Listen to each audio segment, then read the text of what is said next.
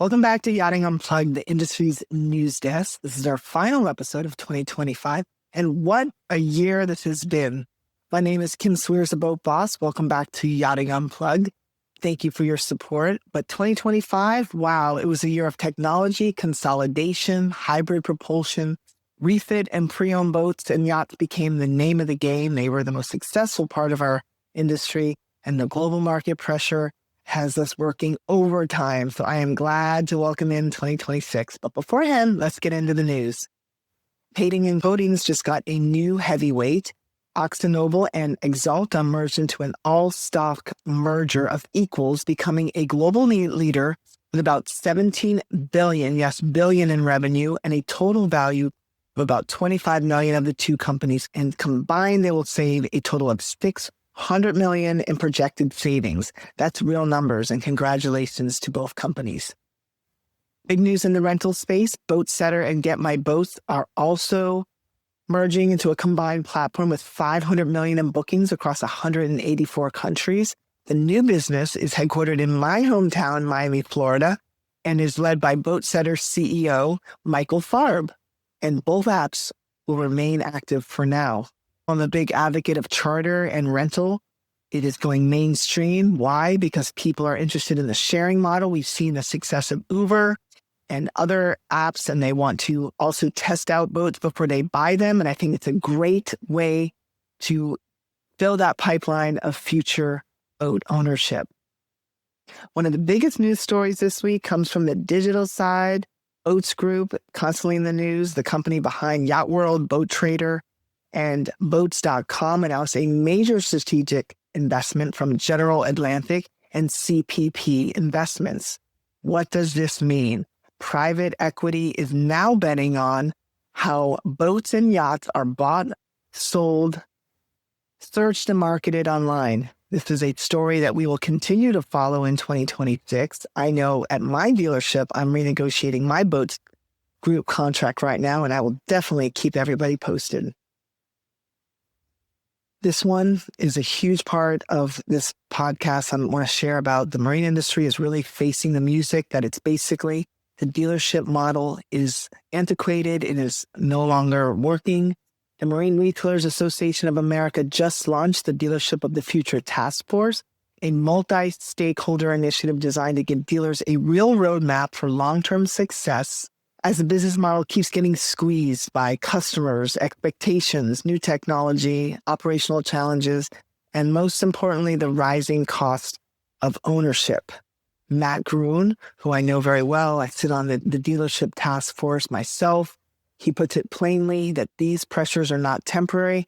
They are here to stay. And the dealerships that embrace this roadmap are the ones that are going to win. So if you are a dealer interested in survivability and thriving in 2026 and beyond, please look into the Marine Retailers Association of America and get involved and learn how to save your business. All right, on the innovation front, Azimut, Benetti, and Volvo Penta are developing the first ever hybrid electric version of the Volvo Penta IPS. It's piloted on Azimut CDEC 7. I'm excited to see that initiative roll out, and congratulations to all of you. At the very top of the market, Lursen continues to show long-term strength with multiple new large super yacht launches. I'm excited for them. It's a clear signal that ultra high-end buyers, although they might be selective, there's still a demand for highly customized yachts, and that part of our industry is alive and well. From a production standpoint, one of my favorite brands, Damen Yachting, confirmed the sale of its 8th Amo 60. Congratulations. And they're heading into delivery of that vessel in 2026. So big news there.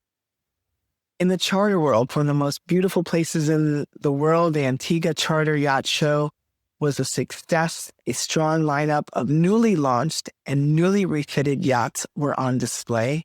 Charter remains a major engine in our industry. If you have not been to that area, I'm going to take a quick break to say a shout out to my entire family at Hermitage Bay.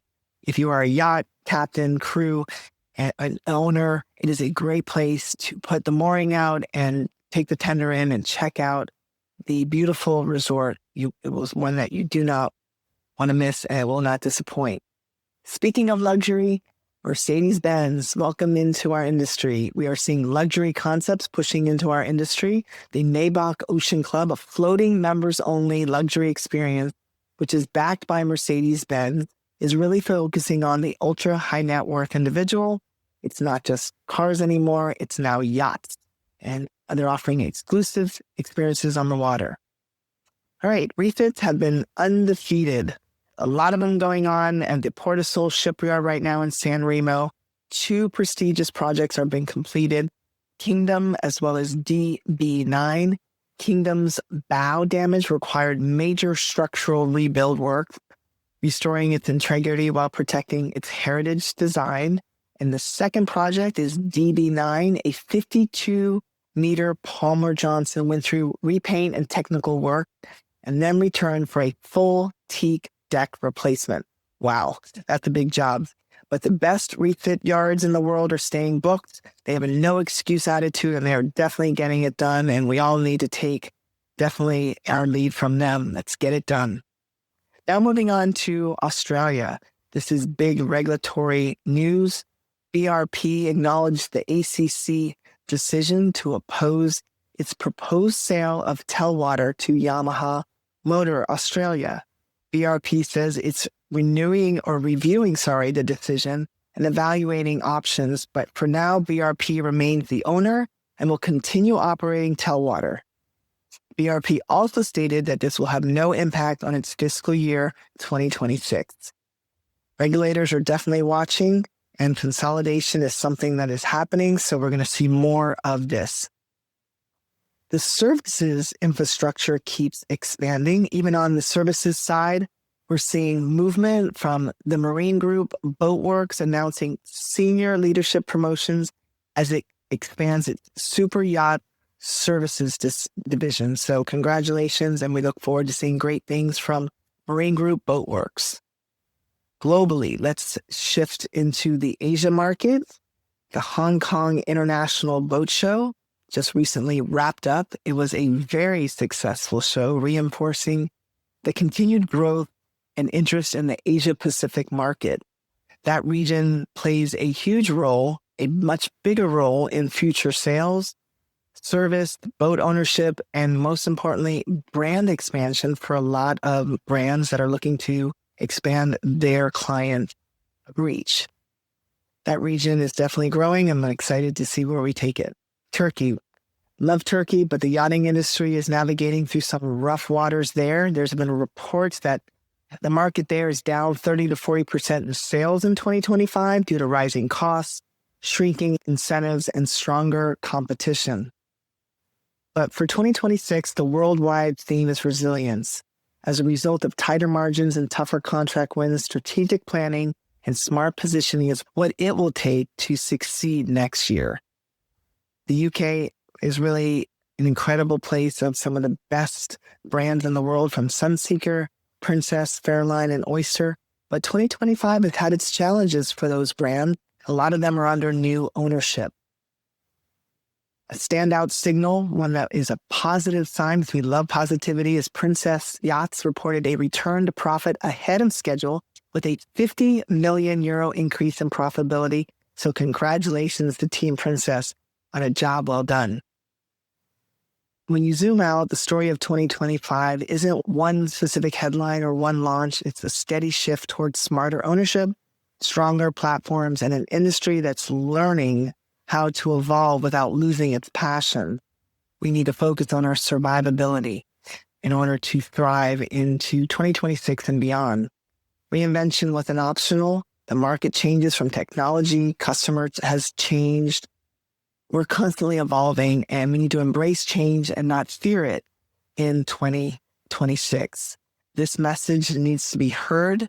If we don't get through the seasons like this one that we're in, we have to stop competing in silos, and we have to form strategic collaborations. I spoke about this in my speech recently as I accepted the Darlene Briggs Marine Woman of the Year Award. Collaboration over competition.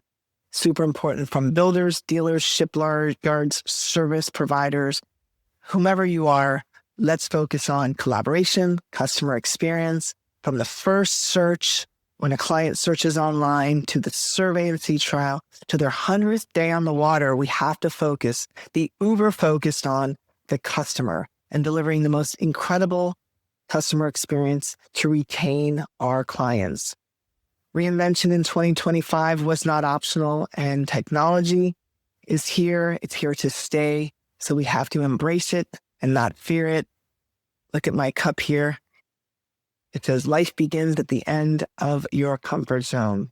So I implore all of you, please, to be uber focused on the clients, reinvent yourself, focus on boating safety, workforce development, customer education, internal customer from your team, education and development, supporting the next generation. Pull that seat aside and invite someone who is up and coming in the industry, because they are the leaders of the future. Every single one of us has an obligation to contribute to our industry and not just take from it. We have to give back. We have to make boating stronger, safer, and more accessible. So as we head into 2026, this industry isn't slowing, it's refining, and we have to lead the disruption. Live outside your comfort zone, surround yourself with good, positive people, and leave your spot on the world. Mine is cancer and boating safety. Find your why. So God bless, happy holidays, and cheers to a healthy and successful 2026. And if you like Yachting Unplugged, please, I ask one present from all of you this year is to subscribe, to like, to comment, forward on, follow. But if you are looking at expanding your brand, consider sponsoring Yachting Unplugged and make sure that this show continues on for many years to come. As I say, boat smart from the start and always pay it forward.